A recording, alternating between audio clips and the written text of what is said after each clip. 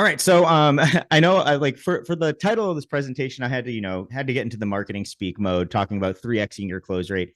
We have seen people significantly increase their close rate by 3 times or more using this strategy. Obviously, results will vary, but we want to talk through what it takes to really capture the attention of your client, and then really kind of bring them along the path to making you the absolute expert and someone that they just really absolutely want to work with. So if you've been struggling with trying to get people on board with PPC, this should be able to help significantly. So real quick, who I am, I'm Justin. I'm the president here at Invisible PPC. If you've been to these sessions before, you're very familiar with this slide in the next one. We use these in every single presentation we do, and we're introducing ourselves. If you want to connect with me on LinkedIn, please do. That's the link right there. And then that's my email. If you have any questions or any follow-up from the session today. That said, we also are introducing Avi. Yeah, this is Avi. Again, it's kind of our boilerplate slide. LinkedIn is there, Avi Kumar, and of course, Avi at Invisible. And yeah, just love to hear from you guys directly. If anything we can help with, just definitely reach out. Cool. All right. So there's a selfish reason for having you guys on this call today. The whole idea is if you're able to close more, then you can start sending us more of your business. So if you're not familiar with Invisible PPC, we are a white label fulfillment partner. We'll handle everything from your Google ads, Facebook ads, YouTube ads to local business SEO, as well as website development. We've been in this space for over 12 years. And one of the things that we've seen consistently across the board with our partners is they're always asking, how do I close more business? Because if they can get more people, their business grows, and then ours does as well. So we can actually have a really, really nice symbiotic relationship there. So there is a selfish reasoning for us trying to teach you how to pitch PPC a little bit better and how to increase that close rate for you. So, I mean, full disclosure, and just wanted to give you a little bit more information about who the heck we are. If you haven't chatted with Anna, she's in the chat also right now, and are looking for any sort of PPC services or support in fulfillment for your local service clients, you should absolutely book a call with Anna and or me. Sometimes you get me in there. I come up every now and then. I like to field about 10% of the calls. But if you're interested in fulfillment, click that link right there. Get on the calendar. There's only a few more days left, a few more business days left in May with the holiday weekend coming up. So you probably want to get on there sooner rather than later. So let's talk a little bit about what we'll cover today in the call. So first thing I want to break down is like who this is for. So what are the boundaries? What's the scope and the limits of what we'll be covering today? Then I'll be breaking down the different types of sales calls and when the pitch we're sharing with you is going to be most effective. So which calls that'll be most effective for. But next, it'll be all about the information needed to actually conduct this, right? Because you can't just go in completely blind, and you'll see why when we talk about the different types of calls and what makes this thing effective. Next, we'll go through an actual pitch walkthrough. We'll pull the deck up, one that we had filled out for actually someone in the auto space, or a representation of the auto space, but that follows every step that we talk through. And then finally talking through how to do the close. And the close one, I'm really, really interested in people sticking around for, because I think we've kind of gotten too hardcore into high pressure sales these days and are really kind of focused on short-term cash versus kind of like long-term relationships. And Avi is going to really kind of dig in there to talk through stuff that's working very well at one of our other businesses. So, and then finally at the end, we do have a special offer for you. So stick around for that. And yeah, so let's just dive right in. So before we begin, I want to set some boundaries. So this pitch formula does work best for agencies selling PPC to local service businesses. I know I talked about how Invisible PPC, we do more than just Google PPC, but this pitch itself is for that one channel and really should be, is focused on kind of that local business side of things, right? Ideally, they've already been running ads, but it's okay if they're not. And why I say ideally that they're running ads, because you don't have to have a two-pronged approach to sales, right? You don't need to sell, like if they're running ads already, they see value in running ads, right? If they're not running ads yet, or they've run ads in the past and they kind of didn't have a great experience, then you're having to sell them on the concept of advertising again, get them sold on that. get them, then sell them on you doing the ads for them, right? And Avi, I know like the team's been talking to a lot of people lately, kind of that have run in like where we've had both of these scenarios. Any insight there in terms of like what you're seeing, like what works better, what doesn't, and yeah. So yeah, the way I like to approach it, which we'll talk about in close also, is just think through, is PPC right for the client? Mhm. So there will be clients who, even though it's perfectly right, but they just feel, oh, they had bad experience. They never want to do PPC or they don't want to do ads, right? So there are clients like that. I don't want to do any ads because it doesn't work. It always is waste of money.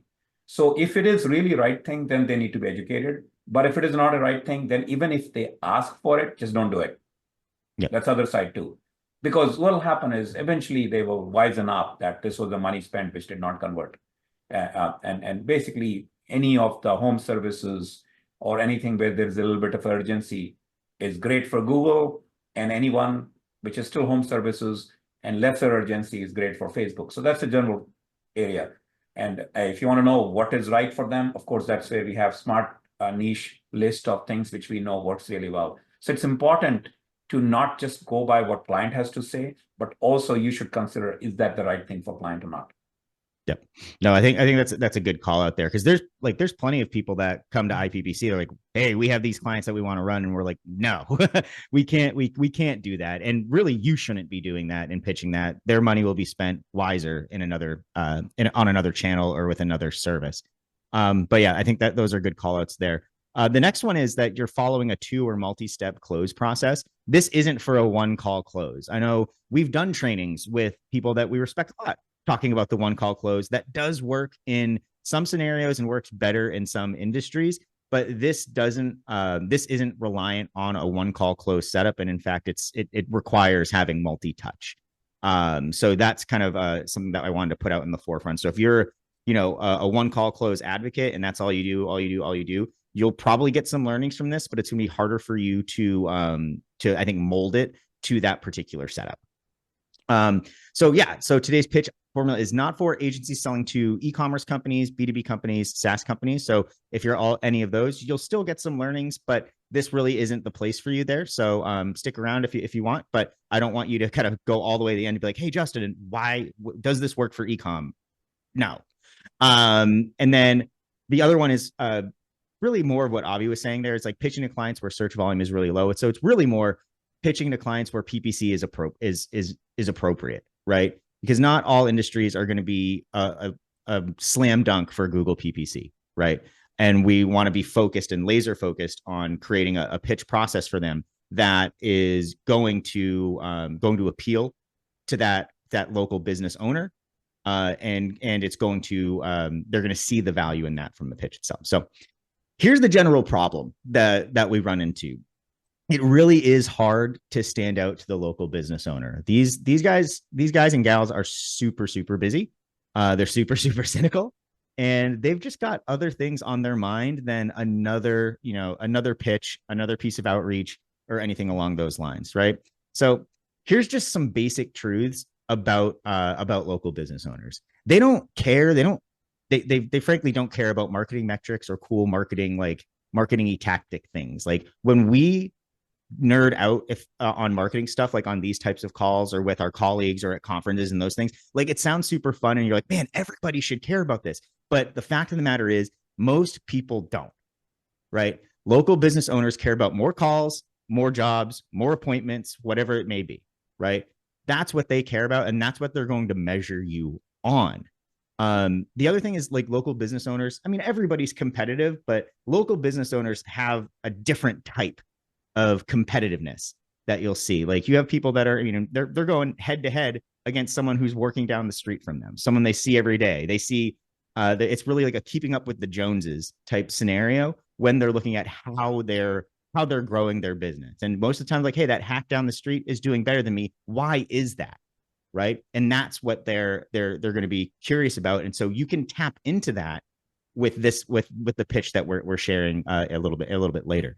They do have self-limiting beliefs, like this can't work for me, especially when they're talking to marketing companies and marketing agencies. Everybody has these types of beliefs, and normally it's a manifestation of them saying, hey, you can't do this for me. I don't believe you can get those results. Where sometimes it's more like, I just don't think it can work.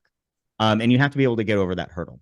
And then obviously there's that other side where they definitely doubt your ability to deliver. They don't trust agencies. That's really kind of what it breaks down to, is they don't believe somebody can get that you can get this done to them, likely because they've had a bad experience in the past. And here's the kind of the kicker, is like, they know that they know more about their niche and their business than you do, or at least they believe they know that. Avi, what's the line you like to say whenever you're whenever we talk to different businesses? Like, one of the lines that this one always gets me. You've said it so many times to people, and it just resonates really strong. The business we want to, yeah. So basically, I started this long time ago, kind of just being curious about businesses, got into marketing. I realized, oh, you get to learn about other people's businesses. So I started saying that, hey, I want to learn about your business so that I can start a competing business to compete with you. Then only I can market you. And I kind of realized that I was saying it generally to learn. And of course, I'm not trying to start a competition, but I just want to know about the business so I can help. It resonated with the business owners really, really, really well. So of course, what did I do? Now I say it all the time, right? No, it's a great line. So anybody in the chat, people who have talked with business owners, do these resonate with you? Click one in the chat. Like, if any of these resonate with your experience, like selling to or talking to anybody in the local business space. Oh, you've been, yep, especially your space. Yep. Okay.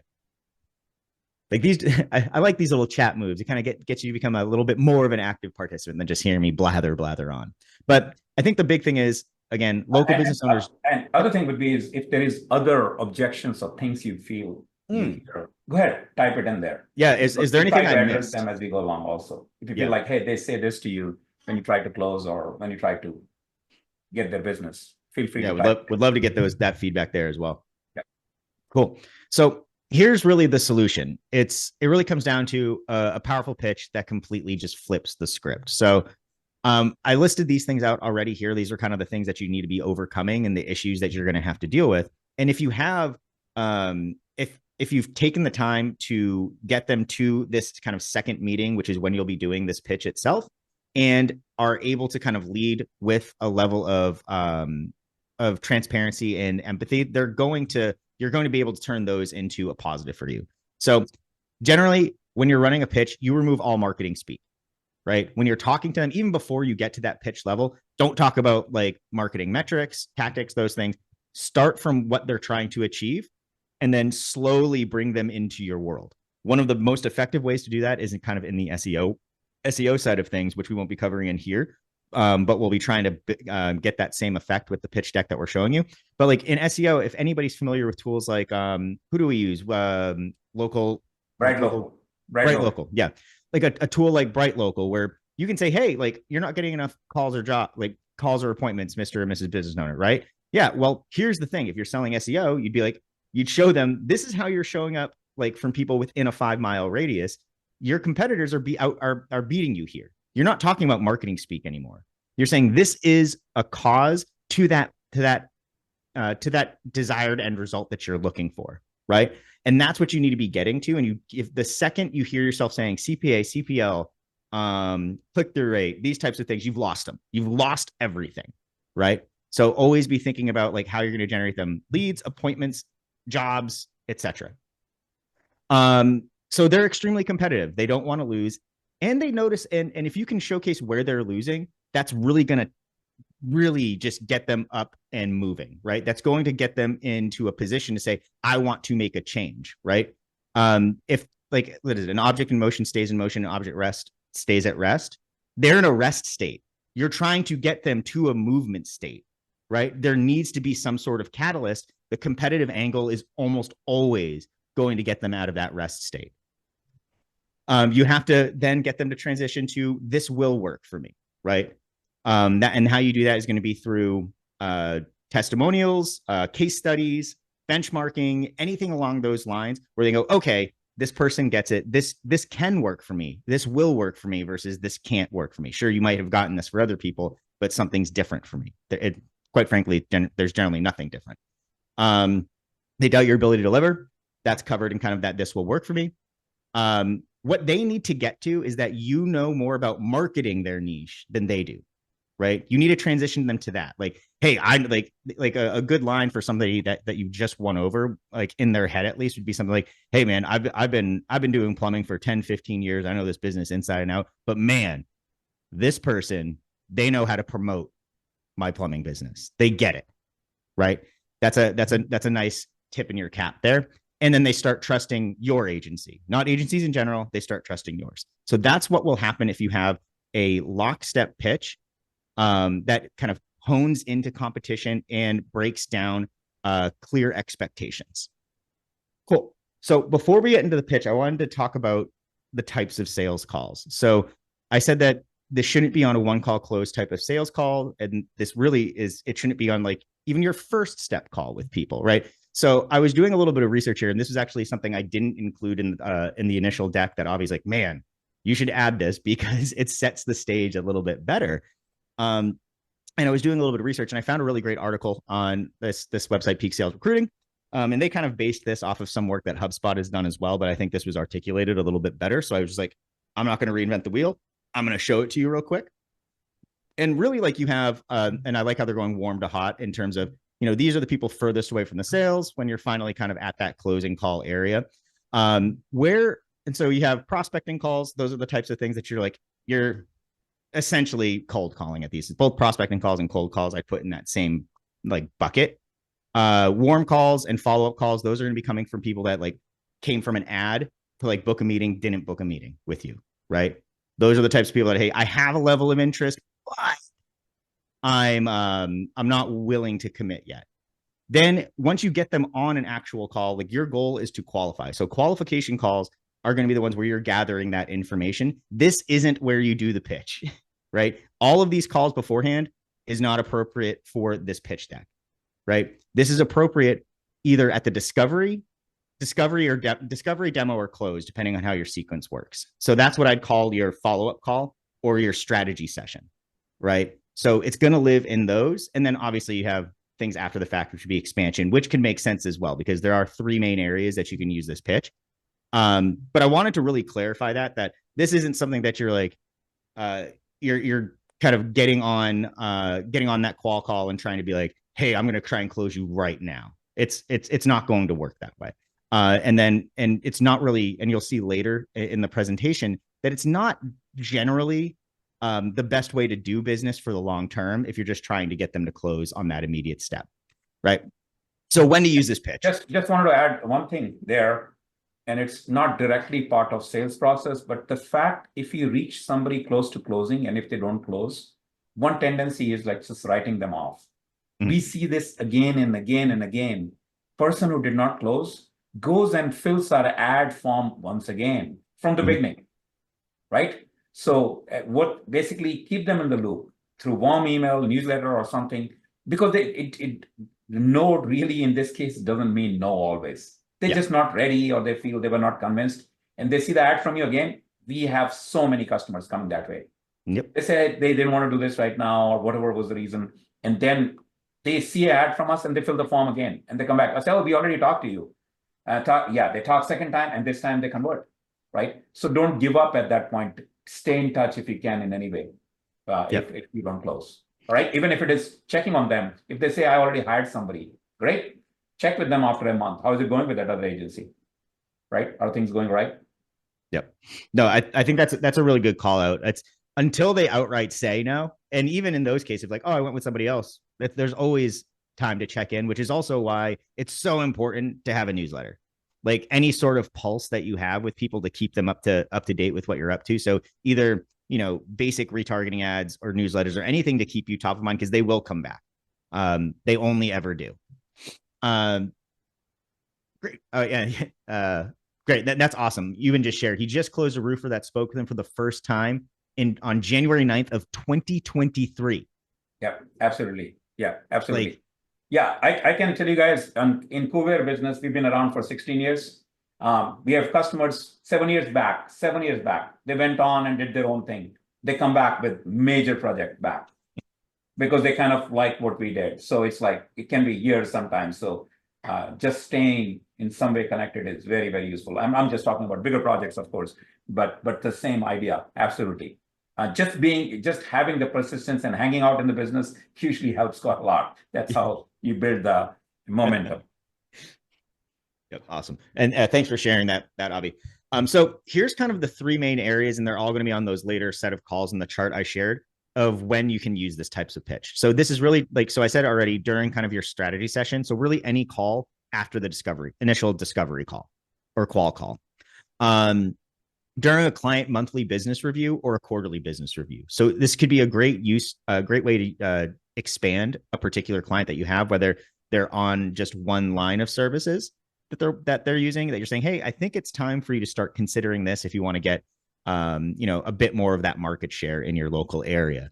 And then this one is a little counter to what I was saying, but it could be a great prospecting tool for your Dream 100 list. So the Dream 100 list, I think I'm supposed to put like a trademark or something there because it is a trademark term. So don't tell them. I'll fix that later. But the Dream 100 list is this concept of account-based marketing, where you have like the top 100 companies or people that you want to work with. That would be the ultimate game changer, that you'd be the ultimate game changer for.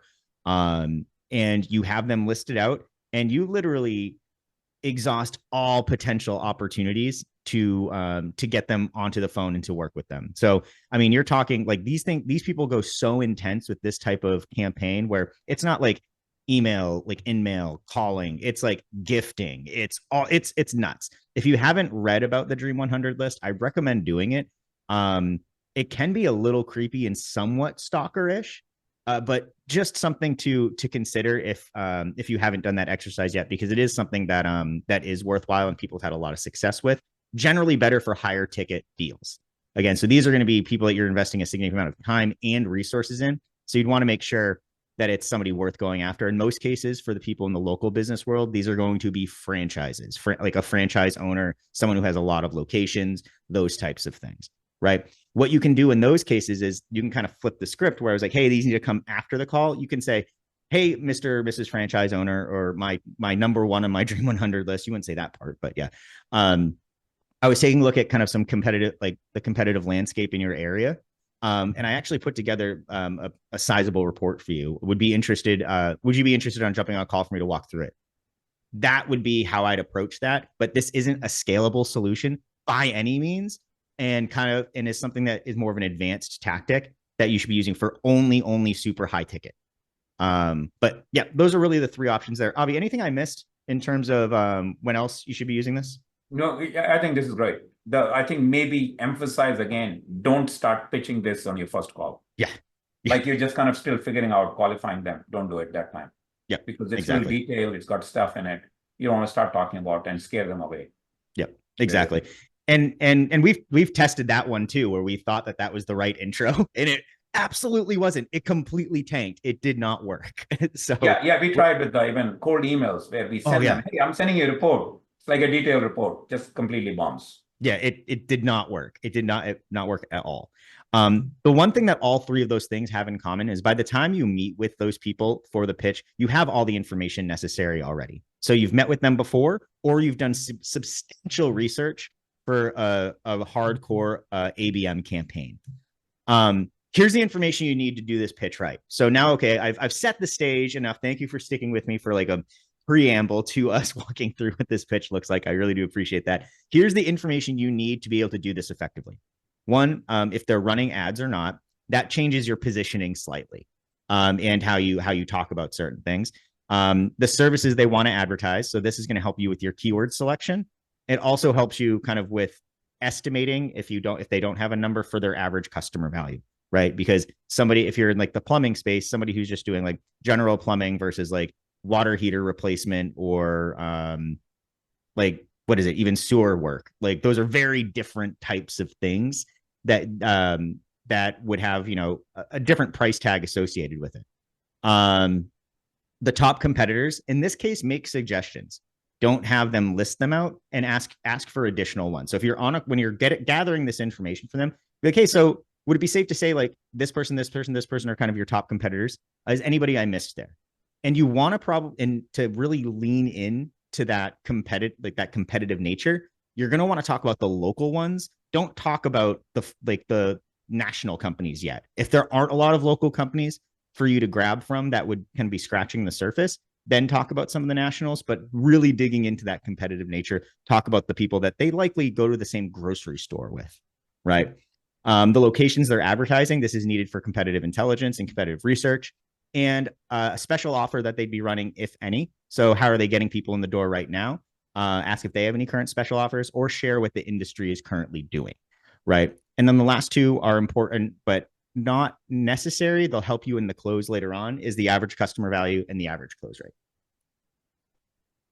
So yeah, just want to add that even though you kind of need this, but what Justin is going to present, some of this stuff actually you will discover on your own too. Yeah. If they're running ads or not. I mean, this information, like if you already have, then you could decide the positioning to change after you collected the data, and you'll see that actually in the presentation, the pitch. Yep. Cool. All right, so let's talk about the pitch itself. So I'm going to go into one of them. All right, so here, let me share my screen. Let me hit the slideshow. So here's an example of what one of these pitches look like. We put this together. So we had the team put this together for an auto service general mechanic, and pulled this data based off of May of 2024.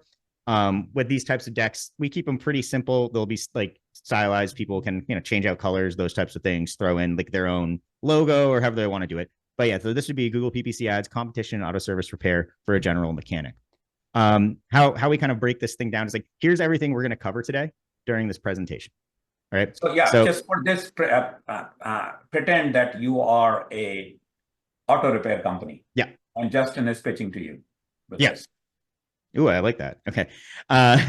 So today we're going to be walking through who your competitors are, whether they're running ads, and what their visibility is kind of looking like. We'll be able to get an idea of what they're paying for each keyword, and we'll share what their ad copies are looking like, as well as who's ranking the best and how their website's performing, and compare that all to you. So this is where kind of the shift changes in the pitch. If they aren't running ads, like, then you wouldn't be talking as much about the comparison. You'd be leaning into more of this is what your competition's doing, and you're not even playing the game yet, right? There's all this stuff happening, and like, you're just letting them take that.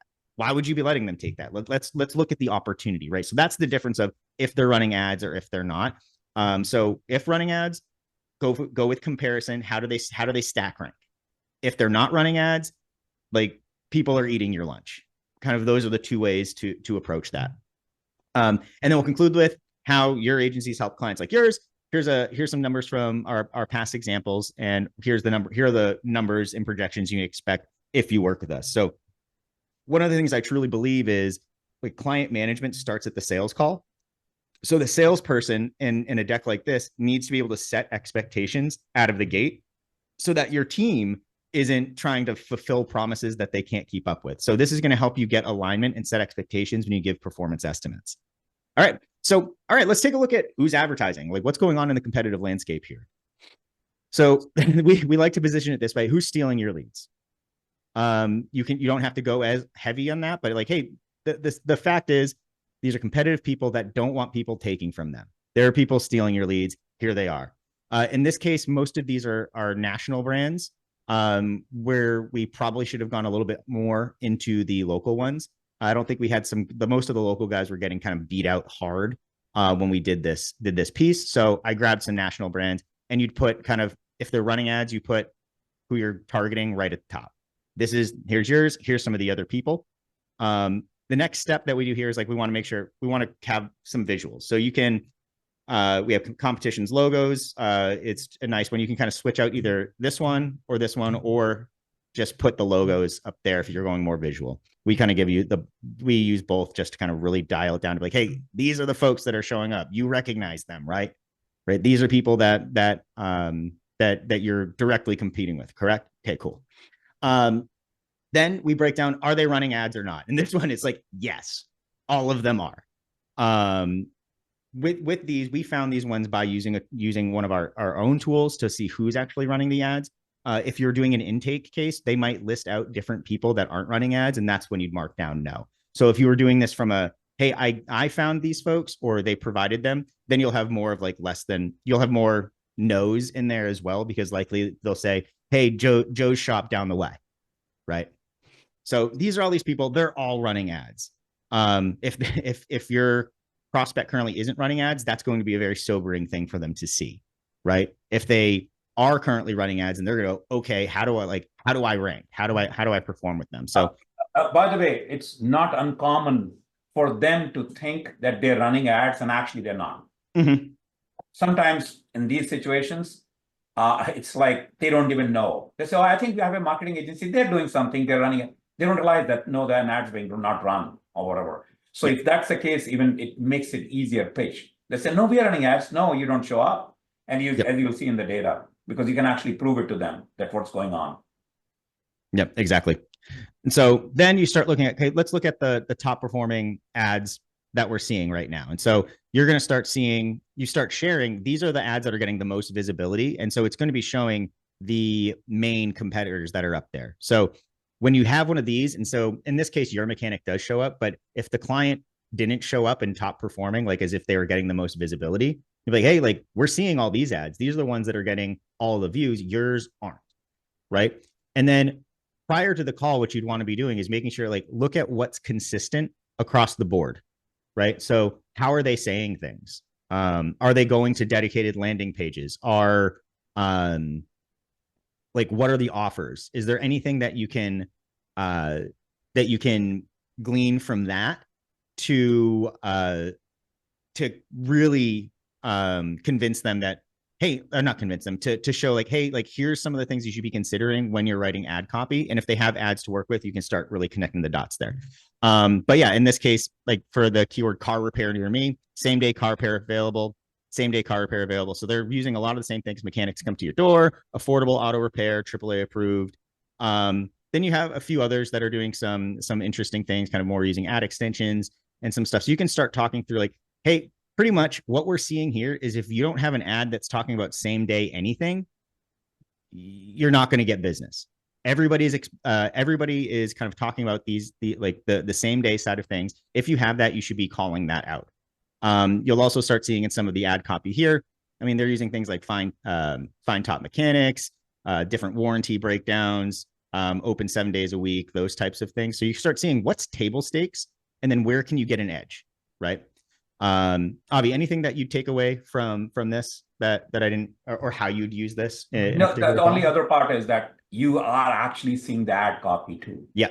So you can kind of copy their stuff, right? You can leverage that in your data. You have that, so that kind of tells them, oh, they have actual ads run by others, right? In that market. So which means we can leverage if somebody that looks good, or what they're doing looks better, or the offer. Yeah. And one nice little trick, and Matt brought this up and I couldn't agree more. It's when you can even show them the search results, like when you're saying, hey, let's search for this real quick. Like, cause they might say, hey, I agree that you saw these things. You can pull something up and be like, there we go. Right. Assuming they're in your area, because it might not work. If you're pitching somebody like in a different area, you have to use like a VPN or anything like that. But when you can show them like, hey, no, you're not showing up and everybody else is, that's only going to make me go, oh, like I really need to really dial this in, and I'm going to need some help. So it kind of opens them up a little bit more. And so here's kind of examples of some other ones. Again, this one's kind of no drive needed. We visit you. That's an interesting. Oh, that's actually kind of cool. So I like that. I like that ad. If I was a busy person that doesn't want to go to a shop to get it fixed, they come to me. I'd click that. Like that would make me click. And that's something to ask. Do you offer a service like that? If not, we don't have to consider it then. But if that's something you do, let's talk about it. Right. So really cool stuff you can do with the ads, and you can showcase that, how people are talking in the space, what's possible in that space, and then how to improve on their current advertising, or if they're not advertising at all, that they feel confident that you'd be able to stand out. So I'll go through all those. All right. So now into the next section, like how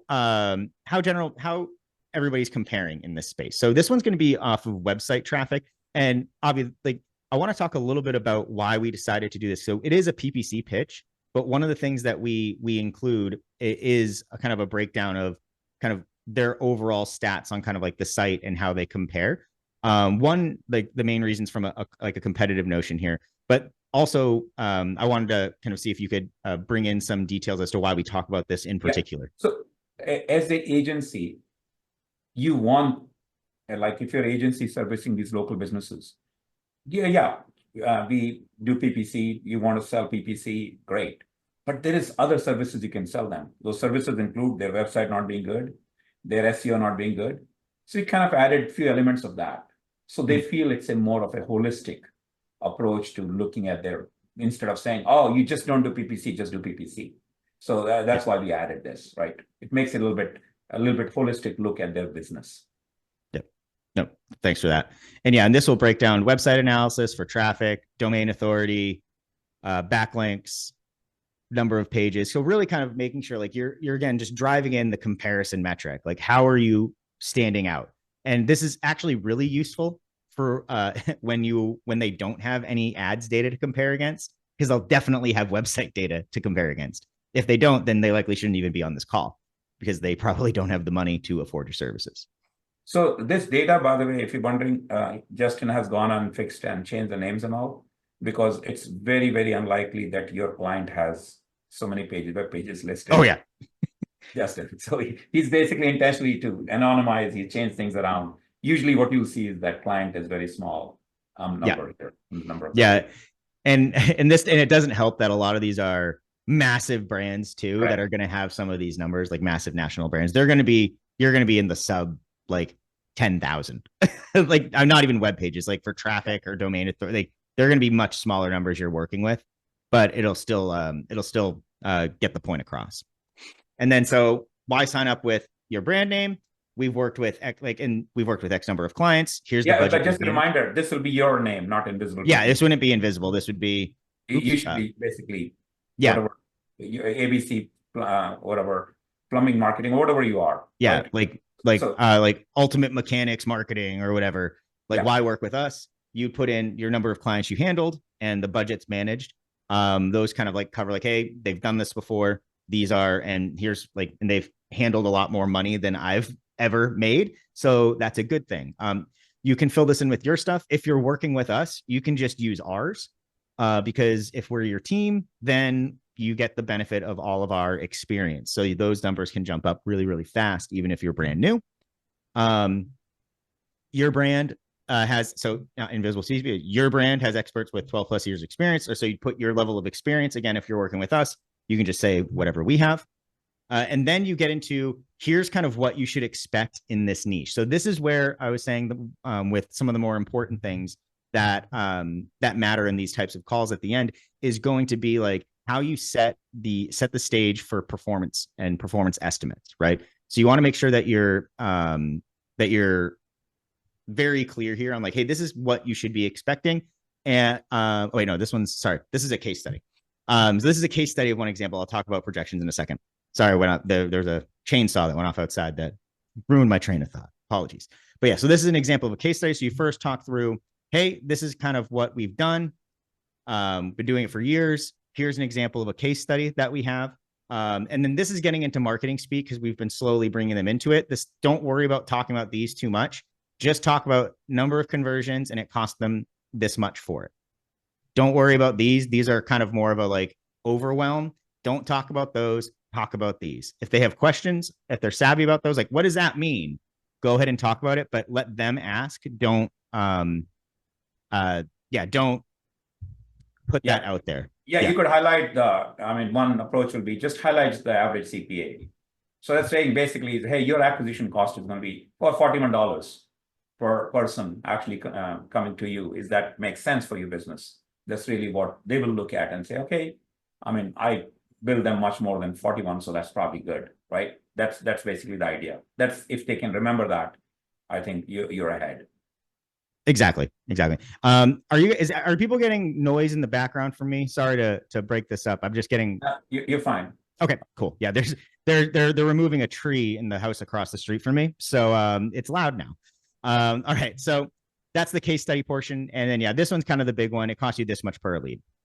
Then we dig into one of the numbers here that's a nice one to have is conversion rate on the landing page. They won't care as much about that, but what they will care about is that they're going to get like good looking, high performing pages. And then we give an example of, hey, here's an example of a page that we'll build. So what you'll be talking about here is not only are we going to be running the ads for you and taking care of all this, we're going to be making sure that we're taking advantage of the post click. So we're making sure that you're getting the most from every dollar you spend, which requires us to build you a landing page or to build you a page to collect these leads for whether they're going to be click to call or whether they're going to be filling out a form.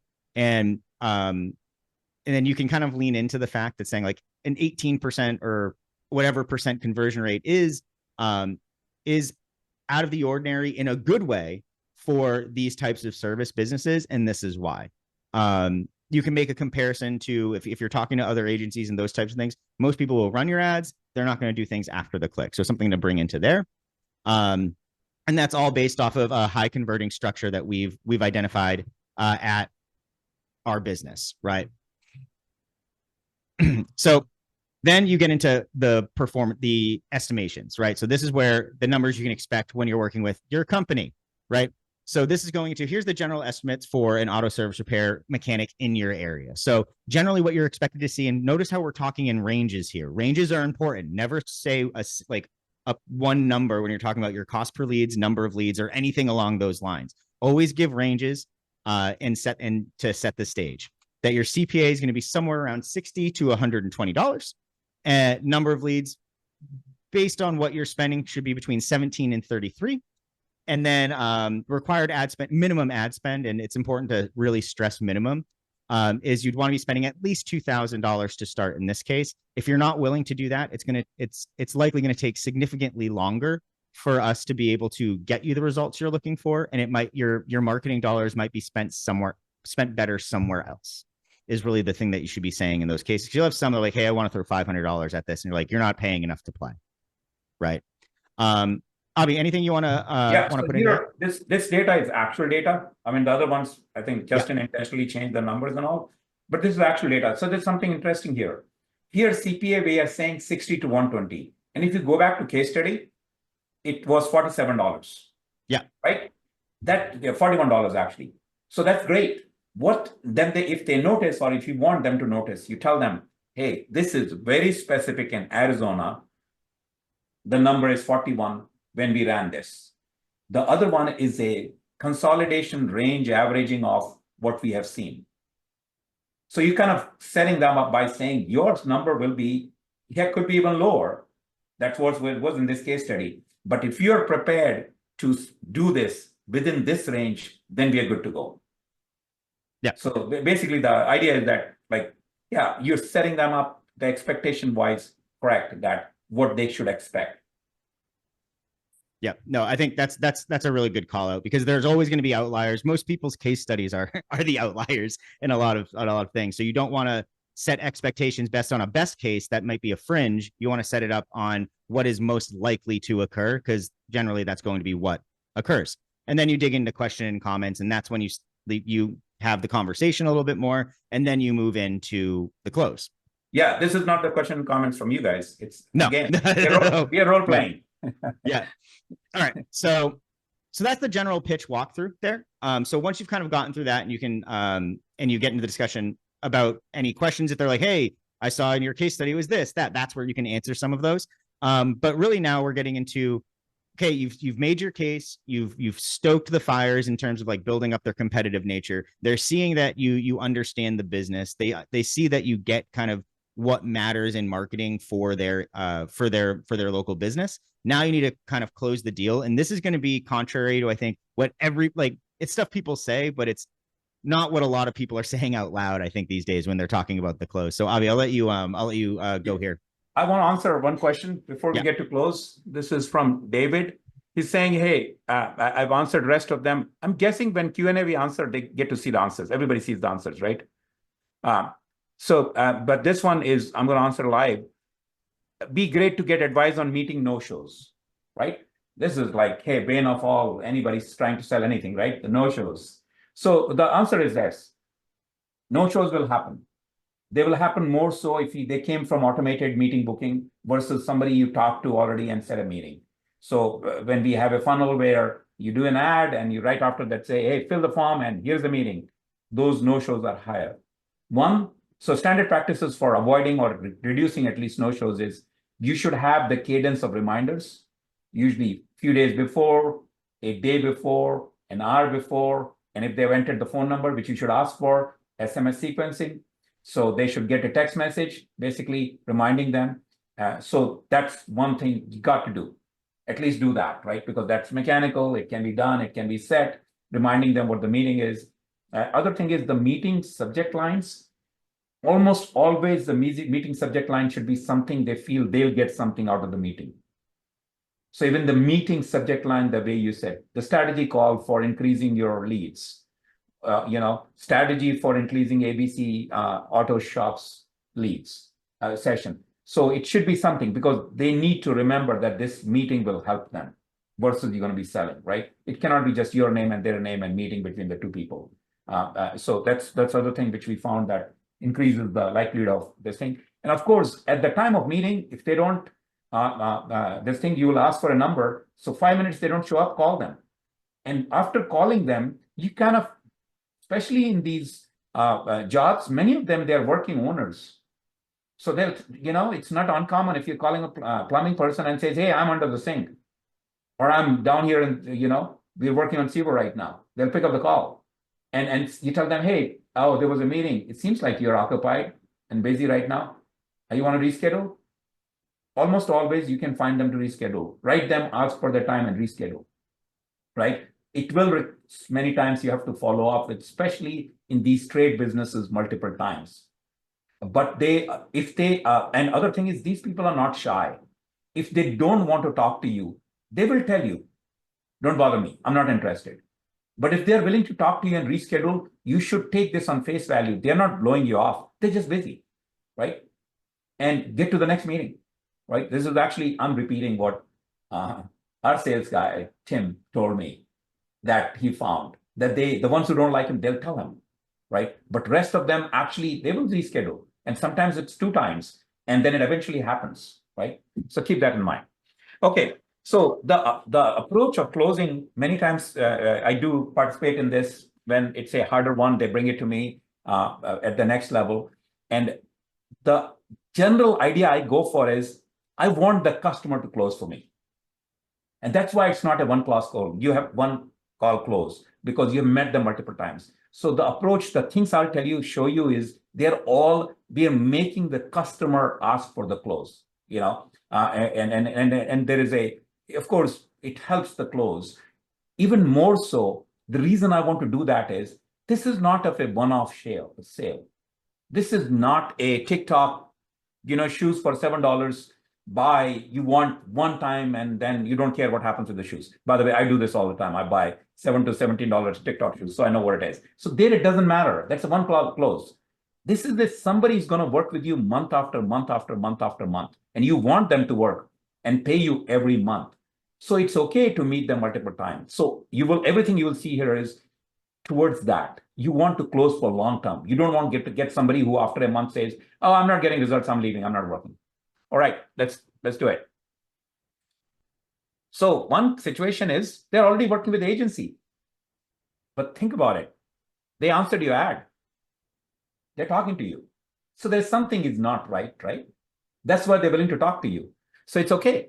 So what usually I do is, after I heard, I will tell them, hey, if you're working with this agency, great, man, it seems like this part is working very well based on the data or whatever I've seen.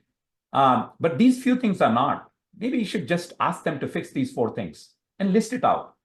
Like your ads are not running or not delivering in the area. You're doing ads on the weekend while you're not on the weekend, or you're doing ads on keywords which you don't, and your ad copy is not good compared. Just ask them to fix it. So basically, you're kind of, as a business advisor, telling them, changing agency is a pain. Just don't do it. Go and fix it. You don't have to put the idea in their head. Why the heck the other agency didn't do all this?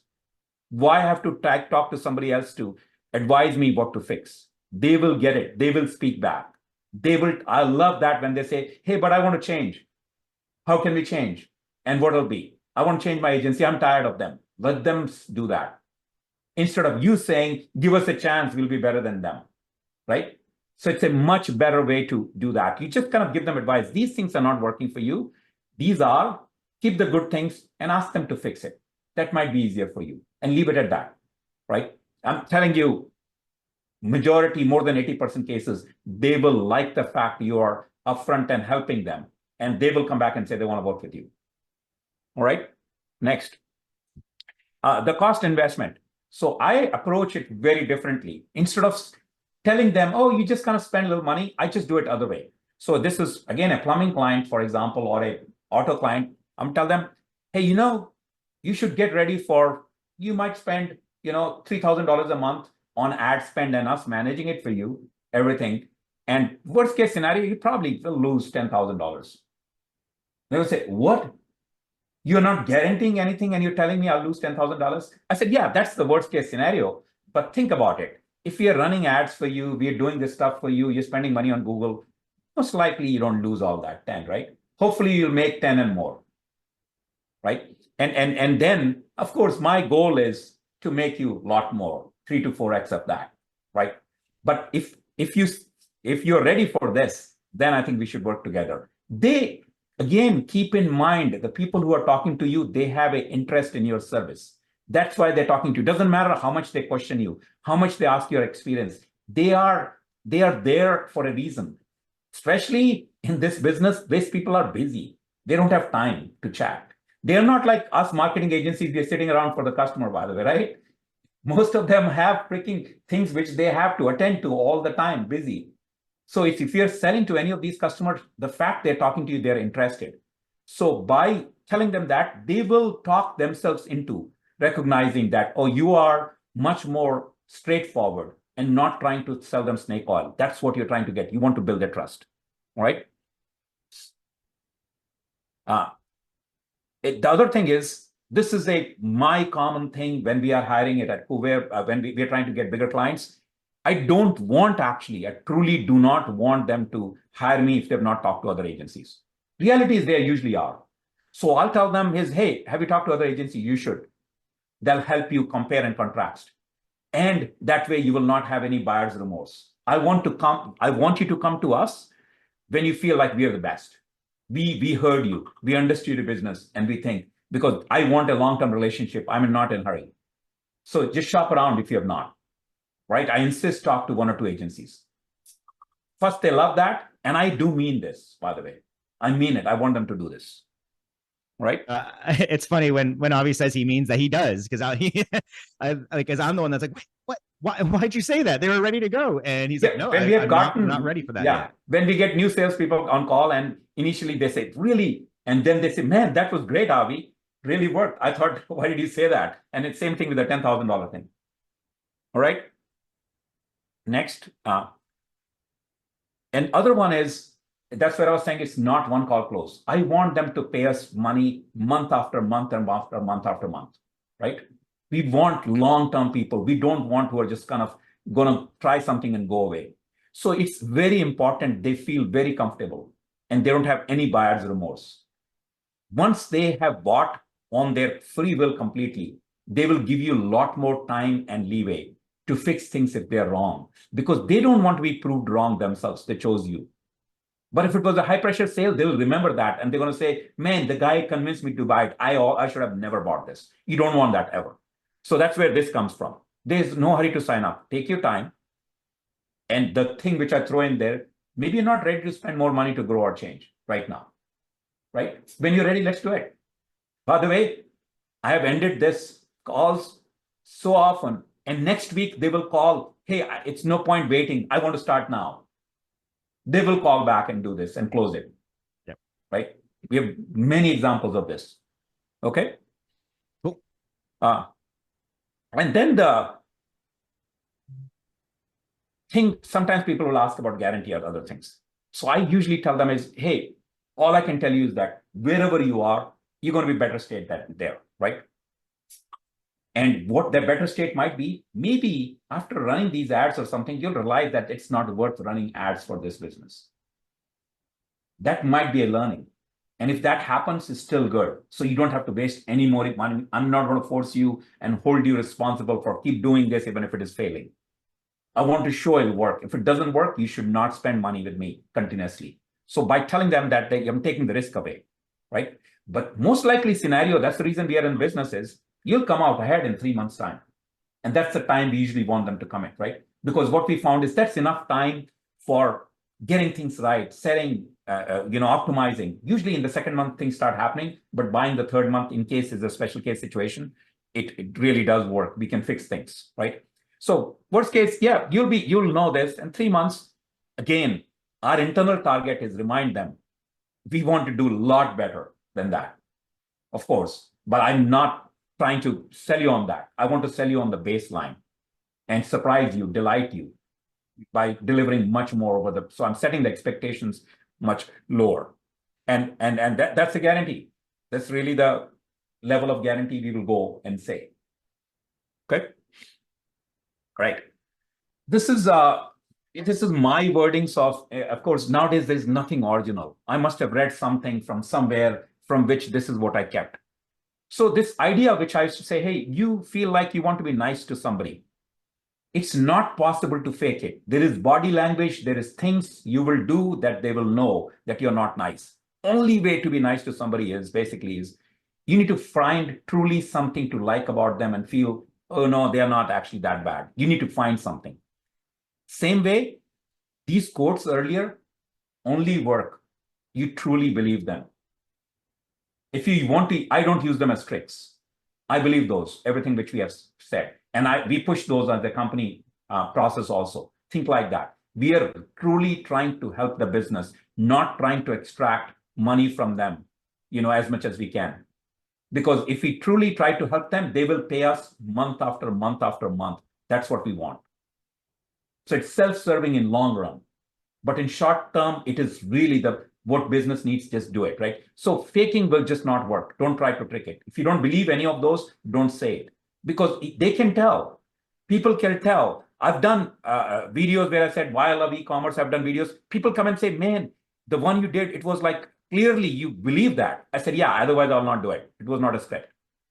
So if once you believe and convert it to your own words and anything you present, it will work. So this is, I know this was not meant to be motivational or anything, but I'm just saying is you've got to really believe in what you're saying. That's the only way you can sell.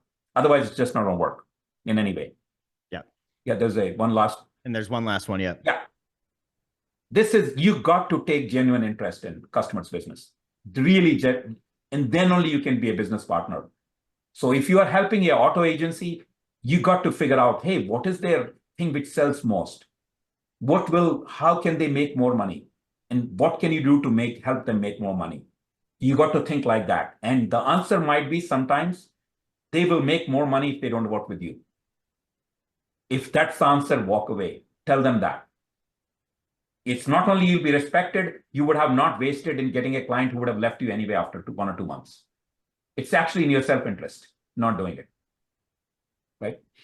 Awesome. No, thanks for sharing that. And yeah, a really unconventional, a less conventional way that people are talking about, but the right way to sell that we've had a lot of success with. And I think anybody that's on this call that's a partner that's gone through a sales call with either myself or Anna, or is met with Avi on like the SEO side of things when we launched that, we'll know that this we believe this. Like we're not going to be pushing you, pressuring you hard there. And it's something that we've had a lot of success with in general. So we'll get to the questions in a second. I just wanted to let people know we do have a special offer. So if you have questions, we'll get into that in just a second. But we do have a special offer. That entire pitch deck I shared for you there, we actually do have those available for and our team will build those out for you for a particular client or prospect that you're trying to get to. These were only available actually for our partners, but we wanted to expand this out to the general public because they've been so successful. If you're a partner, there's a few of you on the call today, you get one of these a month already. If you use more than one of those per month, would be a good time for you to buy some of those ahead of time. Because we do have that at 50% off. If you're not a partner, you can still get the benefit of getting one of these pitch decks built for you for just $75. This will expire on the 31st at midnight, where it's not just going back up to the regular price, but going back to just being available for our partners. So if you liked that pitch deck and liked the data and thought that would be helpful in an upcoming pitch that you have, you should definitely check that out. And grab a couple because you can use them really whenever you want once you've purchased. So you don't need to have somebody in mind right away. So yeah, just check out agency.invisibleppc.com/prospect pitch, and I'll have the link for you in the follow-up email with the recording.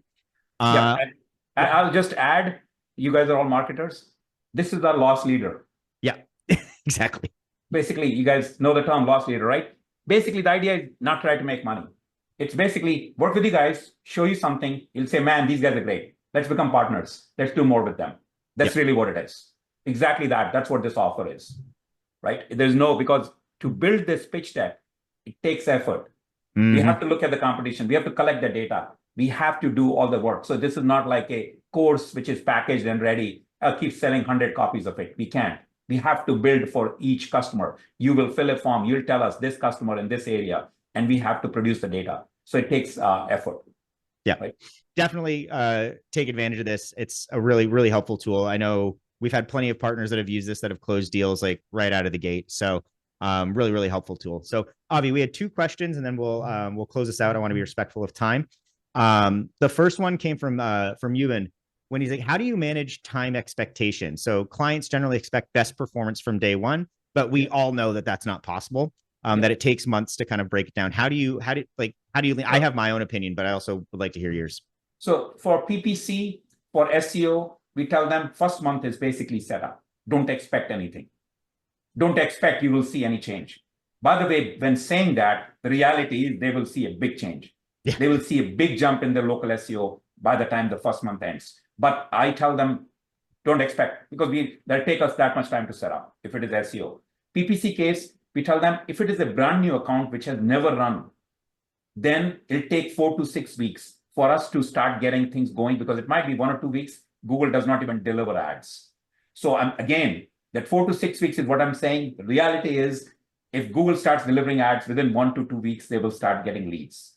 But tell them in the beginning, the cost of acquisition might be double or triple because it's starting out. And by 3rd month is where it optimizes. Again, we got buffer built into there. Usually in 2nd month, it'll get optimized and things will go forward. And this is not to keep, by the way, when we say this 2nd and 3rd month, it's not to keep you guys or anybody, especially on the invisible side, to keep you for 3 months. It's not. That's a fact. Even if we are running a roofer in Austin, and we run a roofer in Seattle later, then even we know the ads, we know the keywords. It's going to be very different scenario, and that's what takes time. Your name of competition will be different. Whether you want the competition ads coming in or not, that filtering will take time. Even if you give me, here's an example. Plumbers will give you a list of 10 plumber competition whose ads they don't want their name to show up. In reality, within first month, we'll find 1,000. I'm not kidding. There are small plumbers. They'll show up, and those names have to be filtered out. And there's no way to know that in advance. That'll take that much time to optimize for that, right? So truly kind of tell them that there are things which need to be done. You need to set the expectation farther than what it is. So they see something before you promise them. And you actually keep talking to them by saying, okay, we are in 4 weeks. We are supposed to get in 6 weeks, but things are going actually better. You want to have that buffer because sometimes they'll not go the way you want. Right? Yeah. And in those cases too, like when you have like these problems come out when you have like the desperate clients who are like, I just need leads right now. Like, and it's not going, like you guys are already kind of like setting yourself up kind of like behind the 8 ball a little bit because they're desperate and they need these things fixed right away. They're not going to have a cohesive plan. Obviously there's certain things that can be done, like when you're looking at general audits of stuff, but like you can't have people like, I need this turned around. I need to turn the entire ship in less than 30 days or I'm out of business or I can't work with you. It's like, then you have a fundamentally different issue at this point than marketing. Yeah. Right? And one thing which I kind of trailed off is I said, if you're starting out new, now if you have ads running and if we take over, only the thing which you can tell them is that, hey, whatever is running within the next 15 days, it'll be better. Yeah. No more than that, because we're not going to throw away whatever was running, right? So we're going to improve on that. So that's much better situation because the stuff was already running. We're taking over while it was running. And we will change, by the way. There might be a hiccup in 15 days, but we'll change the landing page. So it'll go into learning mode and all. But if some things are really running well, we'll keep it. And then it'll jump back again, right? So there, it's lesser time, basically, if the account was already running. Cool. Awesome. Oh, and hopefully that answered your question, Yuvan. And finally, we had one more question here. I'll take this one. It's, would you suggest to do like a PPC audit? Like when you do this pitch, how I would do the pitch is always, you're going for managed services. We want to be able to run your ads and do those things. If they're saying, hey, I'm not sure about that. And they've kind of, they recognize that, hey, I want to work with you. Not sure whether maybe they have their agency, some other things, and you've kind of gone through Avi's stuff there, or maybe you don't want to sell like that and you want to try and go a different approach. That's when you do the audit. The audit's a downsell, especially when you get to this stage. When you're in this stage in kind of the sales process, you should be pitching managed services. That's where you make your money. Audit is downsell, and then the audit should put you in such a scenario like where they say, oh my gosh, look at all this great stuff that you've uncovered. I absolutely want to hire you to do this. That's when you kind of do that, but don't lead. Don't be like, this is going to be the thing I'm going to push, because if they're taking time out of their day, which is very busy, again, a lot of these are working owners, they're taking time out. You should be, you take your shot, right? And then have an audit in your back pocket for that. Yeah, I do want to answer Derek's question here. Yep. Because that question comes up quite a lot for many people. So basically he's saying is that, hey, you started an agency and whatever reason, you get 2 clients, exactly same area, plumber in Chicago, common area. How do you deal with that? One thing that you can do and should do is, if you have competitive data like we presented, you'll be able to show that in that area, there are freaking 100 plumbers. Mm-hmm. So then you tell them, hey, there are 100 plumbers. I've got you and one other client, 2 clients I'm working with. Your competition is 98% competition is somebody else, not that one plumber, right? So that competition, there's nothing I can do about, except I'm going to do a better job than them. That's how I'm going to beat them, right? So I'm working against those 9. Now, if you're in a market where there are only 2 companies, which is kind of rare, right? You'll never run into. So first thing is, there is no reason to give exclusive. Now, if you're starting out a business, a plumber or somebody will give you business only on exclusive. Yes, because it's a business decision. You might say, okay, I'll give you exclusive. I'm going to charge you a little bit more. You got to spend so much, not charge you more, but you got to commit this much budget for me. Otherwise, I cannot give you exclusive. So if you got a plumber who's paying $90,000 a month, by the way, in Kuwait we have. So it's like there are plumbers who pay that much and they want exclusive. Yes. I mean, you could consider that. But generally, most of these businesses, you do not want to go exclusive and you want to be clear. And none of the businesses on top of each other. Somebody could be south of Chicago, north of Chicago. The north one is serving Wisconsin also, and things like that, right? So there is that part. But the main idea is there is so much more in the competition beyond just my 2 clients or 3 clients, right? So hopefully, Derek, that helps. Cool.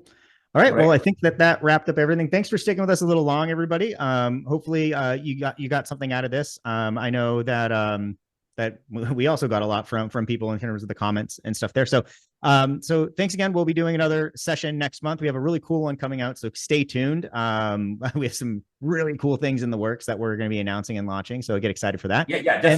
Yeah, we don't want to say it. No, I don't want to say it yet because we might not be done some of it. Yeah, he's not just saying to keep you for the next one. It is really cool. But right now we have decided not to say it. So that's what. Yeah. And if if you reach out to me on LinkedIn, then I can maybe tell you a little bit more. I just don't want it recorded. Also, and then make sure, please do take us up on this. If you want our team to do all of this heavy lifting for you, please do take advantage of the pitch. Because I also want to prove to Avi that this was a good promotion idea. So at the very least,